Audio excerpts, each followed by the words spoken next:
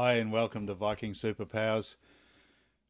Probably a year ago I made a little short about wizards and the power of intent. And I'll just play that now for you and then we're going to talk about it. In Gylfaginning it says that all wizards are from Wilhelm. In Maria Kvildhåg's amazing translation it says all wizards are from the tree of intent. And the incredible thing is, in my Kung Fu style that I've practiced for over 25 years, we stand like a tree and we use intent to create force. And we believe that the rear of our head is what we cultivate, and that part of our brain is what creates this intense force, which is actually pretty much a paranormal force. When you feel it, it's very hard to explain. And this to me talks about what a wizard really is somebody who can connect to the universe, connect to the great power rather than the attenuated power of yourself. So all wizards come from the tree of intent. And I'll talk more about trees later. Bye. Okay, so the book that gave me this idea was a wonderful book by a Norwegian author and researcher called Maria Kvildhåg. And it's called The Seed of Yggdrasil. It's a beautiful book, big thick book. You can see I'm really into it. It's full with my little bookmarks. So we're going to go to a page. It's page 81. And this is a remarkable book. This book, it takes a different tack to me, at least initially. My take is finding paleo contact, ancient high tech, and also superpowers, as in not just technological superpowers, but personal superpowers, paranormal abilities. That's where we cross over. Maria really takes this amazing deep dive into the mythical meaning, the shamanistic meaning of these stories, and the things that she does really well, and she's got a gift for it, is digging out the meanings of these ancient names and words that are often just glossed over. They're not taken as anything giving out knowledge, they're just words, but when she digs into the meanings of words, she finds some really surprising meaning. And this is from a very ancient poem called Völuspá. It's the divination of the vulva is her translation, and I agree with that. A vulva is not that special female part, though it has to be connected. A vulva is literally a seeress, a female shaman. I don't think there was any male ones, but it's a shaman of the Old Norse people, a seer. Later people would say a witch. I don't like that word because it has negative connotations. It has judgmental connotations that come from the Christian authoritarian church later on. But I like the word vulva. This vulva essentially told the most ancient tales because she was the most ancient person. So this is what it says in Norse. Eru votlur allar frá Vidolfui, Vitkar allir frá Vilmeidi, Seidberenda frá Suathhofta, Jotnar allir frá Imjakomnir. And that's from the Song of the She-Wolf, which is Hindluthjóð, stanza 33 from the Poetic Edda. So you remember that Snorri Sturluson wrote the prose Edda. This is from the one that was published or written down 50 years later in 1270. Snorri Sturluson wrote his great Edda in 1220, but he used the poems from this book, and he might have had something to do with putting the great Poetic Edda together. But the poems in here are considered genuinely pre-Christian. Maria actually uses the word witches here. So I'll use her translation, but as I said, I would rather use the word vulva because I think witches just buys into that idea that they are evil. All witches have descended from Woodwolf, and she's got in brackets tree of desire. This is the one I want to talk about today. All wizards from the tree of intent. Vitkar, allir frá Vilmeidi. All magical womb men from dark mind. All giants are descended from sound. So there's a lot to unpack there, but we'll stick with that about wizards, because part of my quest is to create a wizard school, a Norse wizard school, to help all of us refine these ancient abilities, paranormal abilities, physical, skillful abilities also. That's what Íþrottír means, if you've seen my video about Íþrottír, the ancient skills.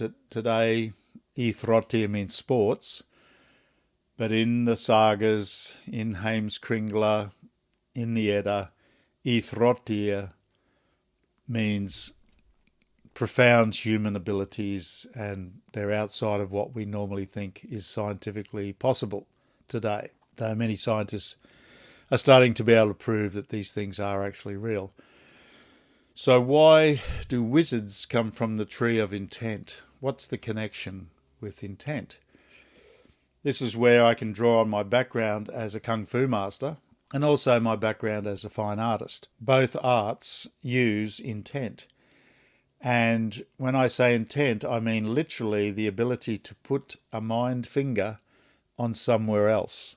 So in art, when you put your brush on the page, on the canvas, whatever you're painting on, it's like your mind touches that place through the brush, through the bristles at the end, through the pencil, the pen. In Kung Fu, we touch the other person, we touch the center of their body, and it's all with the mind. We touch our knives. In my Kung Fu Wing Chun, we use Bát Jam Do, which are called, that word means 8 chopping knives, but they're these short cutlass-like knives. Actually, I'll go and get them and I'll show you. So this is them, the Bát Jam Do. The 8 chopping knives are sometimes called butterfly knives, and they're remarkably like the Viking Age and Anglo-Saxon sax. It's a knife usually about this long, single-edged, doesn't have this sort of guard on it. These really are a sort of a Chinese naval cutlass. Fearsome weapons. These are blunt for training. They're a little bit front heavy, but we train them to, we've got all sorts of reasons for the way they are, being blunt so as you don't cut your muscles and hurt yourself badly in training. But once you are a master of this, and I'm not really a master of these yet, I'm considered a master by some of my seniors. I know a lot about it after 30 years, this art, but we use intent. We put our mind into the blades, we put our mind into our hands, and everything is softness. Everything is totally relaxed. We enter an almost hypnotic state where we're not using the frontal cortex. We attempt to quieten that right down, and we do, and use the rear of the brain, and that's where intent is located. And in the Chinese, we call this Lim Dao. It's written like an N, Nimtau. It means mindfulness mind. It means the other mind, not the conscious mind, not the normal thinking mind, the other mind that connects to the universe. So this is why the wizard is said to use intent, because it's the other mind. And in that other mind, it's not only about connecting to a great creative ability, as in fine art, or to incredible martial power, as in a martial art. It's also that mind gives you visions. It's that mind that poetry comes from. Like, I'll be talking a lot about this as we go along, but as you know, if you're into the Vikings were passionate about poetry, and the Eddas, both Eddas, are full of poetry. The sagas behind me are full of poetry. It's a difficult poetry. It's not like our rhyming poetry. Well, sometimes it is a little bit, but the Aesir, the so-called gods, placed great emphasis on this, and Odin, the chief of the gods, the father of the Aesir, he was considered the greatest poet, and is even considered he spoke in poetry all the time.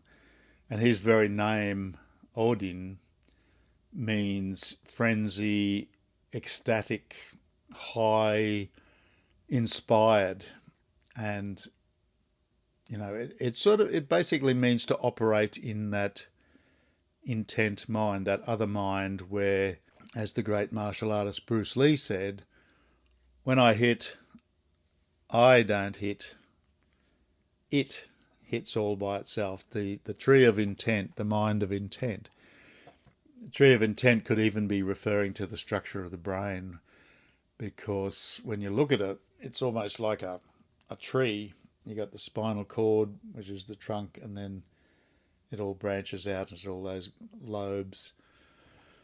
Anyway, the truth of the matter is, anybody who wants to develop paranormal power generally does it through some form of meditation, and these things I've talked about: martial arts, poetry, painting, dancing, playing music, singing, chanting. These are ways in to that other mind, and that's what we're going to be looking at as we go on: how to develop Viking superpowers by understanding and using intent. How to intend to do something, but let that great mind do the job rather than you trying to work it out. Now, this will sound mysterious to a lot of you, and others will be going, oh, right.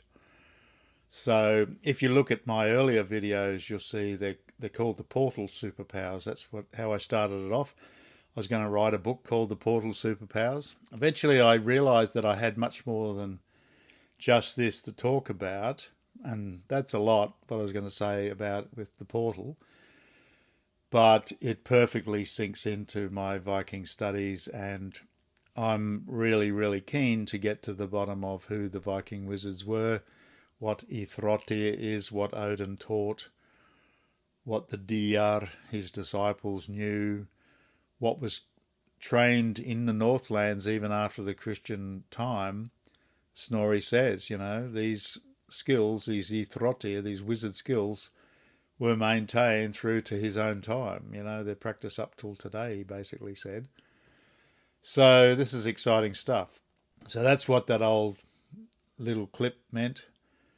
The wizard is from the tree of intent. The wizard uses that other mind to intend, to touch, to reach out, to create. And there you go. I'll see you next time.